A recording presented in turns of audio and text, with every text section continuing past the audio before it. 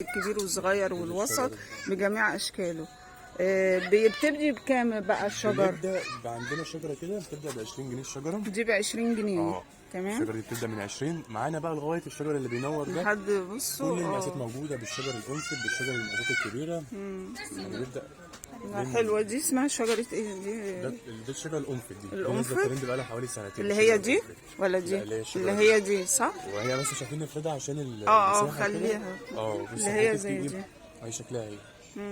طبعا لما ايوه. بنفرد دي كده تدي معانا كثيفة أكتر. لا عشان بتبقى كده مسمينها أنفل. تمام.